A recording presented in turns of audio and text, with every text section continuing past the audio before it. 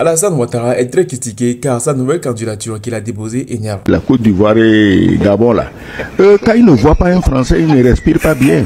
Toi Alassane Ouattara, tu es un Burkinabé. On a des assemblées nationales, on a des gouvernements et la France reste à Paris. Ah, on va reformuler notre présence militaire en Afrique. 100%. Mais tu es devenu quoi? Tu es devenu français. Alassane Ouattara, ton cul est au doigt aujourd'hui.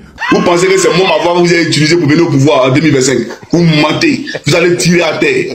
J'ai sacrifié une grande partie de ma carrière pour défendre la paix, l'amour, l'unité et la prospérité dans mon pays.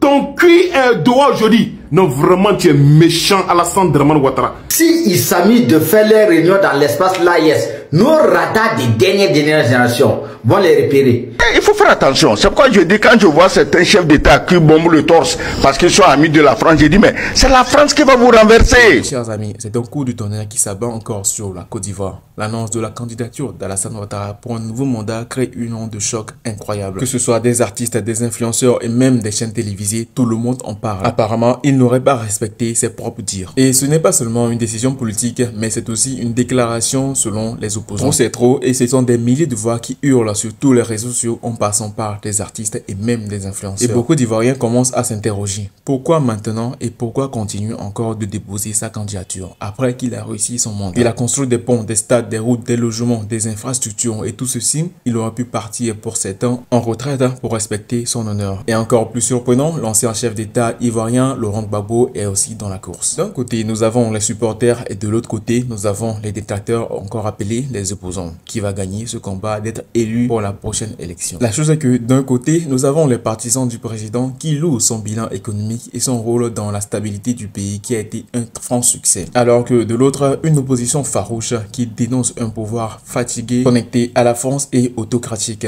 Pour ces détracteurs, cette candidature est le symbole d'un système bloqué. Et il faut donc ouvrir une nouvelle page à la jeunesse qui doit prendre désormais le relais. Ce qui est certain, les tensions, eux, ne cessent de monter. Dans certains quartiers même populaires, il y a des pancartes qui sont érigées qui prônent que le président Alassane Ouattara ne revienne pas encore pour un nouveau mandat. Car pour eux, c'est une idéologie, une manière de confisquer le pouvoir et il sera là-bas jusqu'à la fin de sa mort. Et qui sait que peut-être après ça, il pourra placer un de ses enfants ou même un des membres de sa famille pour continuer encore à perpétuer le clan Alassane Ouattara au pouvoir de la tête de la Côte d'Ivoire. Exactement la même chose qui se fait dans certains pays de l'Afrique de l'Ouest. Et certains leaders régionaux, même sur les plateaux télévisés, observent la situation avec intention. Pour eux, plusieurs d'entre eux craignent une déstabilisation de la sous-région, appelant une médiation urgente. Mais une question reste posée. Si Alassane Ouattara part, qui viendra le remplacer et aussi faire un bon mandat en construisant des ponts, des routes, des infrastructures et même des centres sociaux? Laurent Gbagbo, peut-être, c'est la seule raison pour laquelle Alassane Ouattara aussi ne veut pas reculer, car il se dit la seule personne qui pourra diriger le pays d'une main de fer et réussir à l'évolution du pays. Il campe donc sur ses positions, affirmant que sa candidature est une réponse à l'appel du peuple. Pourtant, cet appel semble venir d'un cercle très restreint, composé particulièrement de proches et de fidèles du régime. Et dans ce contexte explosif, plein de questions circulent et se posent. Quelle sera la réaction de la communauté internationale, la France, les traditionalistes proches de la Côte d'Ivoire? Pourrait-il intervenir et calmer les tensions? Et surtout, le peuple ivoirien acceptera-t-il de revoir encore son avenir décidé sans consentement? Ce qui est certain, l'heure est grave et chaque décision prise dans les jours à venir pourrait changer à jamais le cours de l'histoire ivoirienne. Et ce combat est celui d'un homme ou celui de toute une nation? Là est toute la question. Pour l'instant, c'est une bataille de mots, mais le vent pourrait bien aussi tourner vers une situation bien plus alarmante. Alors, chers amis, mettez-nous donc ce que vous en pensez sur cette situation dans les commentaires. Excellence, Monsieur le Président de la République de Côte d'Ivoire, Monsieur Alassane Ouattara, votre candidature aux prochaines élections présidentielles, contrairement aux engagements que vous avez solennellement pris devant le peuple ivoirien. Toute ma vie d'artiste, au nom de ma loyauté, j'ai milité pour le peuple. J'ai milité pour les plus faibles. J'ai sacrifié une grande partie de ma carrière pour défendre la paix, l'amour, l'unité et la prospérité dans mon pays. Par conséquent, mon intervention s'impose, car l'heure est grave. Monsieur le Président ne bâtit pas un pays sur un régime de peur. On ne bâtit pas un pays en exilant ses fils et en emprisonnant les porteurs d'idées opposées. En succombant à la tentation et à l'éternité politique, vous risquez de faire sombrer la Côte d'Ivoire dans un chaos que nous croyons éloigné à jamais. Allez-vous sacrifier tout ce que vous avez bâti pour vous classer du mauvais côté de l'histoire de notre pays? Allez-vous tomber sans résister dans le destin tragique des chefs d'État africains obsédés par le pouvoir? Monsieur le Président, vous avez encore une chance d'échapper aux prédateurs qui s'agitent autour de vous pour leurs intérêts et non le vôtre. S'il n'y a aucune personne dans la jeune génération compétente pour vous succéder, vous avez dès lors, Monsieur le Président, échoué. Et il faut le reconnaître en renonçant à ce mandat qui sera le mandat de trop.